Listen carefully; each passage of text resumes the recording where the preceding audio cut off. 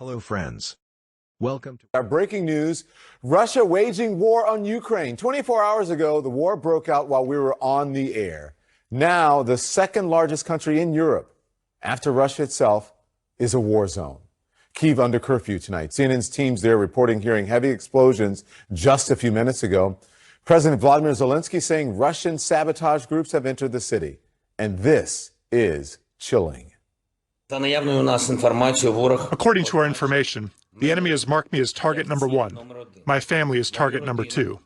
They want to destroy Ukraine politically by destroying the head of state. We have information that enemy sabotage groups have entered Kyiv. And that is happening as the White House is condemning Russia over what they call credible reports.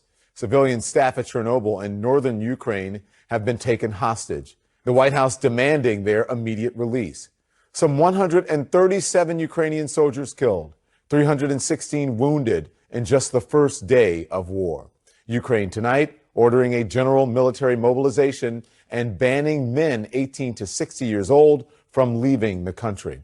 President Joe Biden calling out Vladimir Putin for starting a war, the largest in Europe since World War II, and slapping new punishing sanctions on banks and oligarchs and their families.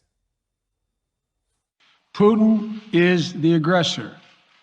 Putin chose this war, and now he and his country will bear the consequences.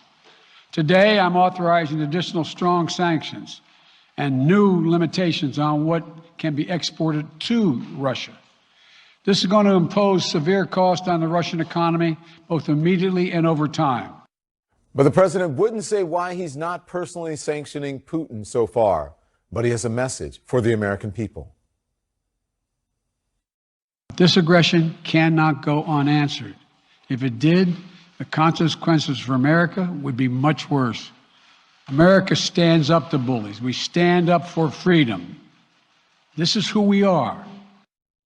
Right now, the worldwide resources of CNN on this story. CNN's Sam Kiley in Kharkiv, Ukraine. Matthew Chance in Kyiv. Jill Doherty in Moscow. Caitlin Collins at the White House. Oren Lieberman at the Pentagon for us.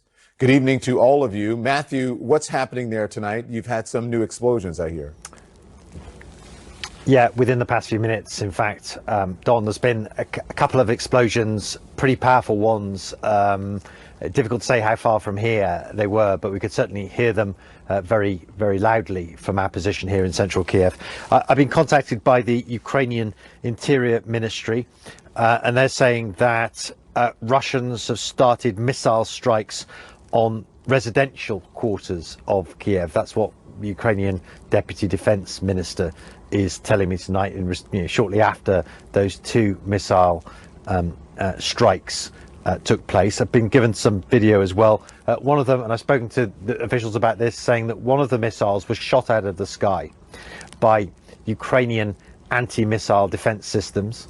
Now, that's what they say, and there's video of an explosion midair with the debris falling to earth.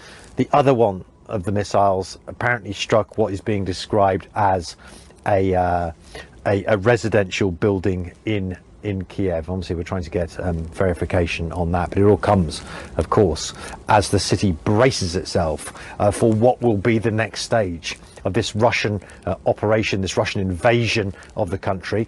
We've been witnessing coming into contact with Russian special forces that have been deployed on the outskirts of the city in preparation, we think, of bringing in even more forces. The concern in the Ukrainian capital tonight, amongst the normal residents and among officials as well, is that Russia intends to encircle the city. It intends to decapitate the leadership of the country and install a pro-Moscow regime here. Already President Zelensky has posted on social media in a video, as we just saw, that he sees himself as the #1 target. He believes that's how the enemy see him, and his family as the #2 target. So it is a very ominous development indeed. Matthew, thank you very much for watching till the end of